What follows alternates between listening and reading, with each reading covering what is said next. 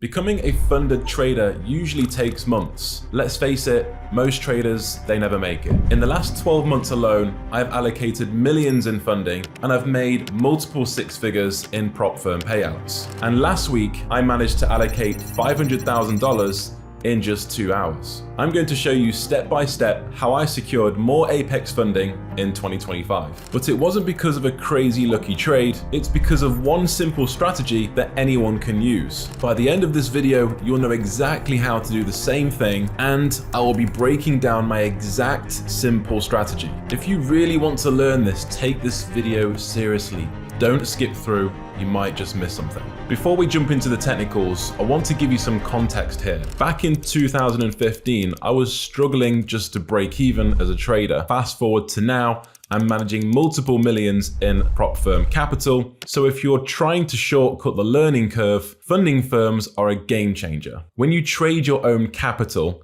the growth feels painfully slow, and the risk is all on you turning $1,000 into $2,000, which might take months. And one bad trade could wipe your account out completely. Whereas with a funded account, you're taking 50K, 100K, or even 500K of prop firm capital while risking only a small either one-time or monthly fee, which instantly changes the math. The external rules that most traders see as restrictions like daily drawdown limits or max loss thresholds are actually guardrails that force you to trade with discipline. Instead of trading emotionally, you're held accountable to a professional standard, and that makes you better as a trader. And the upside is huge. With 100K account, even 1 or 2% monthly gains can mean $1,000 to $2,000 payout every single month. And the more accounts you pass, the more capital you can stack. That's exactly how I've been able to scale multiple millions in prop firm funding, and why prop firm trading is such a shortcut compared to going it alone. Now I'm going to share with you 4 simple steps that I believe are going to fast track you to funded status.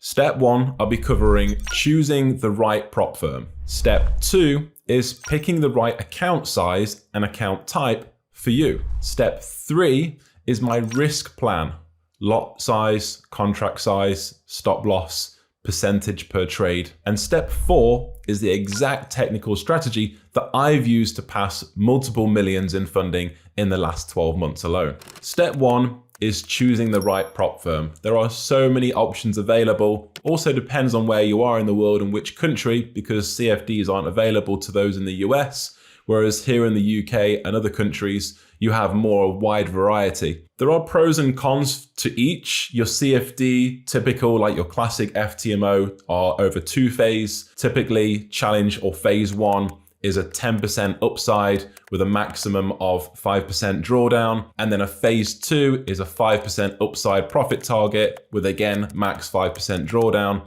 There's no consistency rule, and typically the drawdown is based on balance only. Whereas you've got futures, which is what I recommend and over the last few months been leaning into, because the rules to passing are so much easier. You have one single phase, 6% profit target, versus 2 phases, anywhere between 15 and 18% on CFD firms. You have only 1 day to pass versus 4 minimum trading days or a consistency rule on most CFD firms. And the cost with Apex, which you can have up to 80-90% off, is so low you could grab yourself a 50K account as little as $40 a month versus spending $400 one-off on a 50K with no guarantee you're going to pass and much harder rules. Step 2 is picking the right account size for your style. For the price of one 100K FTMO, for example, which is harder to pass than an Apex, you could end up with $500,000 funding with Apex, which is much easier to pass. How do you do this? You'd purchase 10 50K Apex accounts, try and utilize an 80 or 90% discount code. They usually land every single month. And then inside the Tradelocker platform, which you'd be trading from,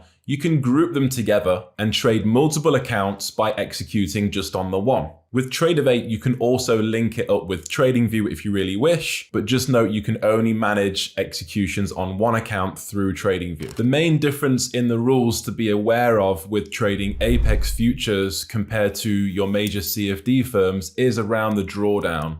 So the advantages are a low entry cost that's much easier to pass with usually single phase and lower profit targets. However, instead of having straight equity or balance-based drawdown, which means if you go into a loss by losing a trade, for example, that gives you your drawdown on a typical CFD challenge. Whereas with futures, if you're up $2,000 in a winning trade and you take a break even on that trade, your relative drawdown on that position is $2,000, even though you didn't hit your stop loss at all. It's based on your running equity and it gives you a threshold. So you need to be in and out of the market. You need to aim for more 2-to-1s, 1.5R-to-1s, or maybe even 3-to-1s as a max, and make sure that if you are holding your trades longer, trail your stop loss into profit. If you're taking positions on a 15-minute like I mostly do, what I'm doing more often than not is just trailing my stop below 5-minute candles that close in a bullish market, or trailing my stop above 5-minute candles in a bearish market when I'm selling, just to lock in some profit. And as price moves against you, at least you're locking in profit, which is actually adding to your drawdown threshold and not the other way around, not taking away from it. Now, step 3 is my risk plan. Things like lot sizes, or with futures, it's contracts, your stop loss, your position per trade. With typical CFD firm, I'd risk anywhere between 0.5 if in slight drawdown, to 1 or 2% maximum, depending on the firm, depending on any restrictions on your account, depending on the market, depending on the grade of the actual setup itself, based on the strategy. Whereas with futures, it's based on contract size. And a lot of you are quite early on in futures, so I'm going to explain what contracts are. So contracts are what we trade versus looking at trade risk as a percentage with trading futures. Full contracts are the original standard sized futures. They're massive in value, like the S&P 500 full contract, which controls about $250 for every point of the index. That means that at 5,000 points, you're handling over 1.25 million within a single contract. Each tick is worth $25, so the profits and losses move very fast. These are usually triggered by big institutions and hedge funds, not retail traders like you and I, because the exposure and the risk are simply too high for most individuals. Now, mini contracts were created to make futures more accessible by shrinking the size of the full contracts. For example, the S&P 500 E-mini is worth $50 per point instead of $250 per point. This means one contract is worth around $250,000 at 5,000 points. Each tick is now worth $12.50, making them more manageable but still quite significant. These are the contracts most actively retail traders and prop firm traders use in the futures market because they strike a balance between meaningful profit potential and controlled risk. And then thirdly, we have micro contract. So a micro contract is the smallest contract designed for newer traders or those with smaller accounts. An example is the S&P 500. Micro is at just $5 per point. So one contract is worth about $25,000 at 5,000 points. Each tick is just $1.25, which makes them much safer for practice or for meeting prop firm rules without blowing the account. While the payouts are smaller, they are a powerful tool for scaling into trades, testing strategy, and building confidence before moving up to E-minis. My recommendation is to trade minis because you won't be able to trade a full contract. Now, step 4 is the strategy. This is exactly the strategy that I use. I'm gonna give the full thing away. I'm not gatekeeping. I'm not holding anything back for you guys at all. I'm gonna show you everything from a top-down approach, higher time frame structure, trend, liquidity. You guys that have watched my videos before, you know that's how I trade. If you've never seen a technical video from me before, you're about to be taught something that's very mechanical and very repeatable and as simple as you're gonna get. And this is the strategy that I've used to gain multiple 7 figures in funding with multiple 6 figures in prop firm payouts. Okay, so before I go over actual price action, I'm going to go through the 2 time frames and the technical elements and the things that we want to see for our ideal setup. There is an opportunity in every market. There is an opportunity always every single day. There are certain conditions that you should be sitting on your hands and avoiding. And there are other times where you want to be really aggressive because the market is providing opportunity with trend, positioning, and timing. Now, I am a heavy trend-based trader, so my higher time frame is the 4 hour. And if I am noticing the 4 hour is trending nicely, I'm going to want to trade that trending market. Versus if I'm seeing a market which is neither producing higher highs and higher lows or lower lows and lower highs, this is a market that I'm typically leaving alone and staying well away from. So what is it in particular about a 4 hour trend that I'm looking at? Now, I'm looking at retracements into a 4 hour area of liquidity. So if we have higher highs and higher lows, liquidity is often resting below those lows. That's the first form of liquidity that I'm going to be waiting for before jumping down to a lower time frame and taking trades in the direction of the trend. The second draw on liquidity that I look out for is when we have either gaps in the market where price, usually on a Sunday open, fails to fill, and I will be trading into those gaps that are left behind by orders which could not be fulfilled. And the second kind of gap or imbalance, you could call it inefficiency, is where price, especially on the 4 hour, has a considerable move in a single 4 hour candle, leaving imbalance behind between the wicks of a previous buys candle, leaving wicks untouched between the high of a previous bullish candle and the low of a secondary candle, which will make more sense to you when I cover the charts. But you can either trade into it, and once price reaches that area of interest, mitigating or filling this area of imbalance or filling the gap, we can then start to trade along with the trend once more and buy into that higher time frame draw in liquidity, usually the structural highs, or it can be more internal session-based highs, such as Asia highs, London highs, Asia lows, or London lows. So let's bring up NQ or the NASDAQ and have a look at some 4 hour examples. First of all, we can see very clearly that price is in a bullish trend on the 4 hour. It's producing higher highs and higher lows. Even after this run on liquidity, which actually a daily run on liquidity, price on the 4 hour continues to trade to the upside in a trending manner. This is the kind of market we want to be trading. So what are we actually looking for inside of this? We are looking for imbalances in price left behind between top wicks of a bullish candle and bottom wicks of a secondary candle, leaving this imbalance or inefficiency in price. As you can see, price is drawn back into, mitigate, sometimes filling the whole of this imbalance before then continuing in the intended direction of the market. The other kind of gap is when we usually, on a Friday close, Sunday market open, such as this one, actually leaves an opening gap in price, where again, price is drawn to fill and then is taken away from if trading along with the overall trend, which this one is. There are a few more examples of inefficiencies in price on the 4 hour. You can see this bearish move down left numerous inefficiencies or gaps in price, and each one was filled by the recovery move on the way back up.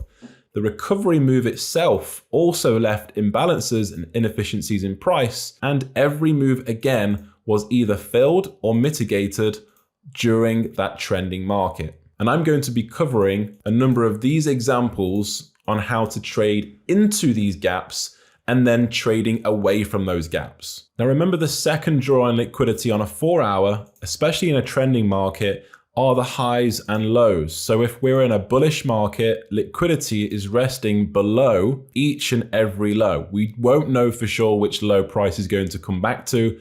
It's more a case of seeing the reaction and continuing along with that trend rather than always assuming. But again, we can trade into these lows if we have other factors and confidences that price is going to move into these areas, these draws on liquidity, and we can trade away from them too, especially when we have higher time frame on our side.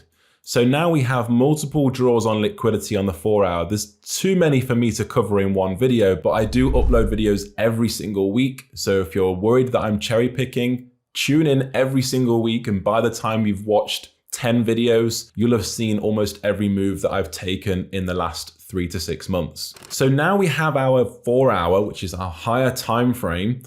We have that higher time frame draw on liquidity. it's time to cover how to map the 15-minute, how to understand the behavior of price. We need to understand timing. We need to understand liquidity and entry and exit points. So first of all, we have 3 sessions of the day. We have the Asia session, we have the London session, and we have the New York session. Now, typically in a futures market and with US indices, what we find is the volume during Asia is very small. And this continues most of the time into the London session. Whereas as soon as New York opens, we see a large amount of volume entering the market, and that's where we see the major move of the day. That's why you'll notice most futures traders and most traders that trade the US stock market are only trading the New York Open, which is the first 60 to 90 minutes of the New York trading session. The second thing to note, on the 15-minute time frame, which is the time frame that I mostly enter from, is we're looking at liquidity. Now we're looking at liquidity in the form of the highest point and the lowest point of these sessions. So if we categorize between midnight and 6 a.m. British Standard Time for Asia and 6 a.m. till 12 p.m. British Standard Time for London, and then 12 p.m. until 6 p.m. for the New York cross. These are the areas that we can separate our sessions. We can look for the highest points of each session, and we can look at the lowest points of each session. Now, it's important to note, first of all, before we dive into this, is that in a trending higher time frame market, there's always going to be a session-based high or low that's left behind. What I mean by that is not going to be liquidated or ran in by price. Usually in a higher time frame bullish market, it's the New York low that's left behind because the overall prevailing trend has already made its move.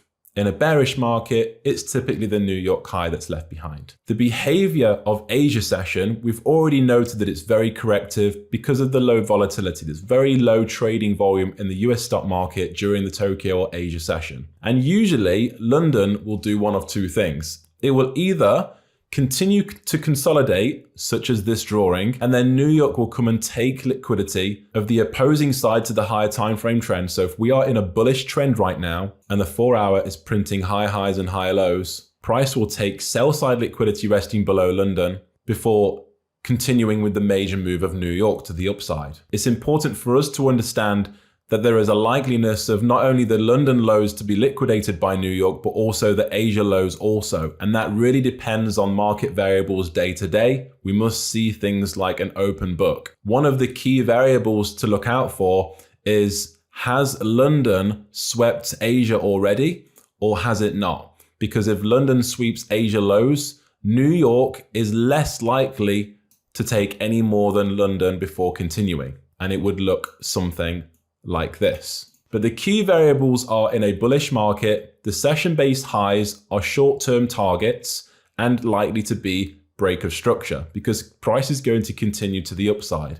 If price breaks down low, especially if it's very impulsive and reacts instantly, then we're looking at these as short-term sweeps of liquidity or manipulation. If you have news, you might see larger candles. Just be wary, let news die down, let it do its thing, and wait for the New York Open, which is 9:30 Eastern Standard Time or 2:30 p.m. British Standard Time. Now let's move over to a price action chart where I'll show you real examples. Now I have a few session-based indicators on my screen. On the left, you can see I have FX market sessions, which is by Boytoki. If I go to the settings, you can see the inputs that I have, my time zone. History is 100, which really means it can go back 100 sessions if you need to backtest at all. We have the session name, the times that you put in here, and you can have whatever colors and styles you wish. I have the same for the New York session and the same for the Asia session here. The second indicator that I have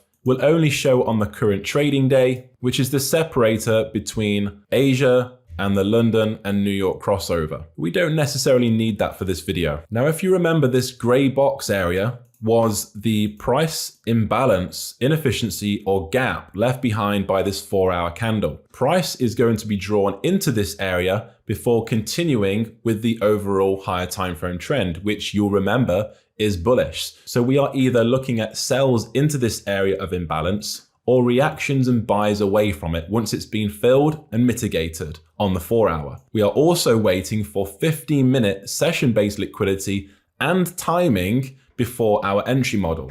So we can see here we have Asia highs that are left behind, Asia lows are taken, but price is pushing lower, creating lower lows and lower highs. And we're not looking to trade the US stock market in London session. London highs are then taken inside of London lull between the London session and the New York session, where a lot of manipulation occurs, and it's mostly widely known not to trade at those times if possible. London lows are then ran, but timing is key. The London lows are ran too early. New York doesn't open for another hour. So this becomes the new pre-New York low. We are inside discount of this 4-hour inefficiency, and we get this retrace candle, this green bullish candle closure on the 15-minute chart, which marks our entry point. You can literally execute on the 15-minute, stops below the low, and your target will either be immediately session-based liquidity, which is the New York highs for almost a 2-to-1, or you can target any further available liquidity,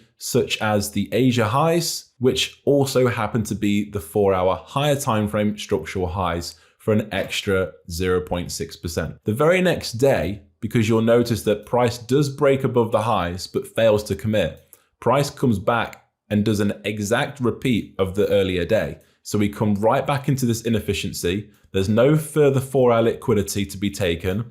And because 4-hour liquidity has been ran, we're not likely to see it for another few days. But the 15-minute entry model stays the same. We have Asia session highs left behind. Asia lows are taken by London, but we're driving lower into the 4-hour inefficiency once more. We're not trading the London session. London highs are left behind for further liquidity. London lows are taken, but again, too early. 30 minutes too early to be precise. So we're waiting for that secondary run-in. We have a new 15-minute low, which is taken at 2:30 UK time or 9:30 Eastern Standard Time by a green bullish 15-minute retrace candle. We can market execute on the closure of that 32-point stop, and we can target Asia session highs once more, giving us another 2.5-to-1.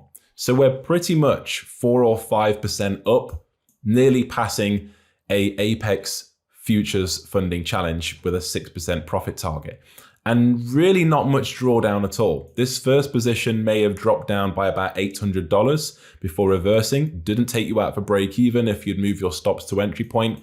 And this second position, really hardly any drawdown whatsoever. Moving on, we can see this actual market opening price. So as price closes on a Friday, there are orders yet to be filled. There's a lot of volume, lots of volatility. The market opens on the Sunday evening and opens up here. What price loves to be is efficient. So we can either trade into these lows or we can trade away from them.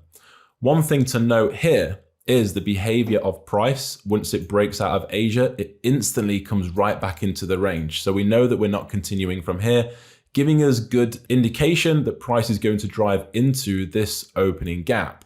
We have Asia lows resting just above, but this gap is our main priority to fill. So we're not all that interested in the Asia or the London lows. However, we are interested in the overall highs for future price. You can see as we edge closer to New York, we have a new high printed and new lows printed. Now, what we could do here, if we were really confident, the fact that this gap has not yet been filled, we can refine on the 15-minute to here. And we can drag this down to the period that's not yet been mitigated. And we can sell on the retrace after New York took the New York highest level at that time, 20-point stop. And we can trade either into these lows for a 2.5 or fill it for almost a 4-to-1. Now, if you're looking at buys, there's not really a clear buy signal in here. This run on liquidity, this wick is a bearish candle. The bullish candle here would mean you'd need to be entering with a stop way down here. And on a futures market, you have to close your trade before the end of the day. Even though this would have been a profitable position, you would have closed for around 0.7R it's not really the kind of quality trade you want to find yourself in. It would be much better if in this region, you had a candlestick formation such as this one here, a much smaller bullish retrace candle and much lower down in this sequence. Moving on to the next day, and by the way, you can see that those Asia highs were taken out, but this was overnight. You can't trade futures overnight like you can on a CFD swing account.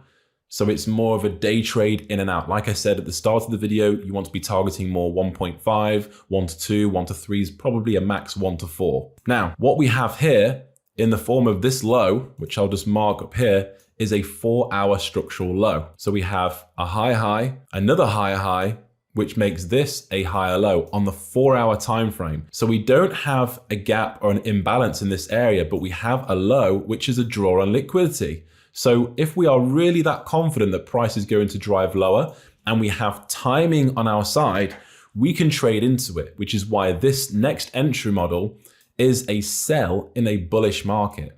So there's a number of things running into this area. First of all, we don't want to forget that our higher time frame draw on liquidity is resting below. And if we are confident in a bullish market, price will come down into these lows before we look for buys. We can actually sell into this. And there's a few examples where I've done this over the last few months. Now, price opens above Asia during London and with commitment, but it does not take Asia lows as liquidity that's resting available. London then continues, but in a very corrective manner. It's wicks and back inside. It's wicks and then back inside. And this retrace candle right here is an area that you could be looking at trading. With this rejection, you can either have your stops above the high and target the 4-hour low for a 2.4, or if you're that confident, you can stop crop, just putting your stop above the actual retrace candle, still giving you a 40-point stop, and that gives you an extra 1-to-1 out of that position. Now, you don't have to target the 4-hour lows, even though they are very logically a great target. You can target the internal sell-side session-based liquidity for almost a 2-to-1, which are the Asia lows. That's down to you at the time. Or if you wanted, you could trail your stop above every 15-minute candle high until price eventually takes you out for a 2.24. Let's come back out to the 4-hour, because you might be thinking, where are we on a 4-hour chart? I've lost myself here. So we've covered this area where we've covered a 4-hour sweep of liquidity and a continuation, a break of structure to the upside leaving imbalance, mitigations on this point of interest being an imbalance or an inefficiency in price. The same 15-minute entry model has been used on both days. Following that, a further break of structure to the upside leaving this imbalance or this market opening gap. We trade into this and take buys away from. Then price gives an actual 4-hour low, which is a draw on liquidity. And there is a sell trade in here. We just can't see it. It was that small. Then we get this larger draw on liquidity, which is really for another day because that's going up another time frame into the daily or maybe into the weekly. But you can see again, we have these levels of inefficiency, these gaps that market provides. And I'm going to show you very recent, this is the last few weeks, some opportunities again, where we can trade into these 4-hour gaps, into these 4-hour lows, which can be internal or external range. I want to show you this actually. So this 4-hour low is an external range low because price broke above this previous range high first, then came back. Whereas over here, it's still a valid run on liquidity, but the 4-hour low is way down here, meaning this low is internal. But nonetheless, it holds more weight being inside or resting just above an area of inefficiency. So let's dive into a 15-minute chart and look at this area for opportunities on the 15-minute. And I'm going to bring in the secondary session indicator just to give you an example of how to utilize this as well with the crosses of each session. So very similar to the previous position where we're expecting price in a bullish market to come lower before we take buys. This is almost like for like. This isn't cherry picking. This is a repeatable strategy, noticing patterns in price and following the same edge over and over again. We have our 4-hour imbalance in price resting below here. And at the time we didn't have that 4-hour low because it was the day that it was formed. But nonetheless, we had 4-hour draw on liquidity with the market opening gap. Then we're looking at session-based highs and lows. What do we have? Asia leaves behind the low. London doesn't take any liquidity, meaning London is likely going to get ran and Asia is as well. Price does push above Asia and continues nicely, and pre-New York also pushes quite nicely above London, thinking or trapping retail traders into going long now. But we know that there is liquidity resting below London lows, Asia lows, and we have that 4-hour imbalance that price wants to fill. So we wait for this retrace candle, and this is a trade that I did take. It's a bearish candle. We place stops just above the candle high, and then we can target either the London lows, which I did, I exited here, or you could take the Asia lows, or at least the beginning of this 4-hour imbalance. Or again, because this is way above a 4-to-1, you just trail your stop above every 15-minute candle until it takes you out here at 3.4. Now let's forward to the next day, where price consolidates overnight and even into Asia, which is where I marked this as a 4-hour low and a draw on higher time frame liquidity. Notice also the previous day did not fill or hardly even pierce into this 4-hour imbalance, so it's still a target. It's even more so a target for the fact that we have a 4-hour low here, which is sell side liquidity, and the fact that price has consolidated overnight. If this was a simple high, low, high liquidity retracement and a continuation, it would have taken off by now. It would have likely retraced during New York the previous day and gone immediately, but it did not do so. So let's look at now the current day in terms of any liquidity that was resting session highs, session lows, knowing that our key variable is the 4-hour draw on liquidity also. Now we have Asia highs here and we have Asia lows here. London hasn't printed yet. We're only trading New York, so let's wait for New York. So Asia highs are taken. We're not looking for buys. We also have news that day. So we had unemployment claims and PPI. So we're looking at London highs as well inside of here, but it's all internal range. We really want to see those Asia highs taken, or this 4-hour low taken and this imbalance mitigated, at least potentially filled. We've also now got some London lows resting right above this 4-hour run on liquidity. So everything's pushing towards lower prices into that area of interest. There's the news. It takes London lows, Asia lows, London lows, the 4-hour lows. It's all been taken. The only thing that's left now is the opposing side liquidity of New York session. New York's not kicked in yet, but the highest point of New York is the origin of the move. And the origin of news moves are a draw on liquidity in itself. Let me know if you want me to cover a video on that. So we're waiting for timing, which is 2:30, which isn't this next candle, it's the one after. And this is also a trade that I took. So we buy here, we place our stops below the previous swing low on that 15-minute, and we target the fill of this gap or the overall move. Now, this is where it comes in with trade management. With trading CFDs, I would have very easily trailed my stop to break even as soon as price pushes away and let my TP run. However, with trading futures, if this is running $2,000 in profit and price comes all the way down for a break even or even a loss, your trailing drawdown is between $2,000 and $3,000, even if you take a break even to a loss on this and only risked $1,000 or even $500 on the trade. That's something that you need to be really aware of. So I actually closed my trade trailing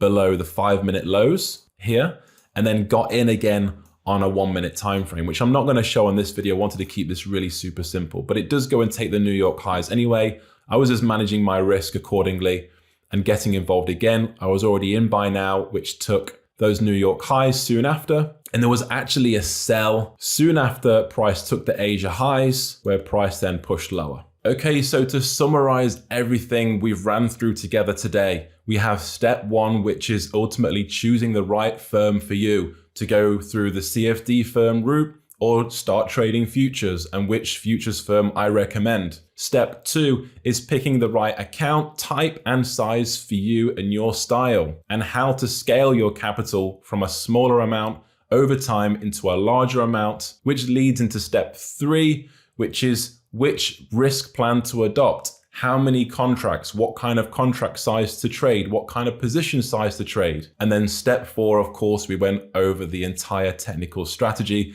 which hopefully by now you'll have a great idea in order to take that away, start back testing and even applying on a forward testing and see how it's going to help you to become the better trader and ultimately get funded. Now, if you wanted ongoing mentorship, you can check the links below in the description. If the link's available, it means there is spaces left. If you find no link, then it means spaces are closed for now, but you still be able to join a waiting list. And lastly, before you leave, make sure you are subscribed to the channel. Over 60% of my video viewers are not subscribed. And now the reason subscribers help the channel so much and why you should subscribe, it's only one click of a button for you to subscribe. But for me, the bigger the channel grows, the more traders it will impact and the more free content I'll be putting out there for you guys. So make sure that you are subscribed before you leave and check out my last week's video where I covered exactly my NASDAQ trading strategy completely for free.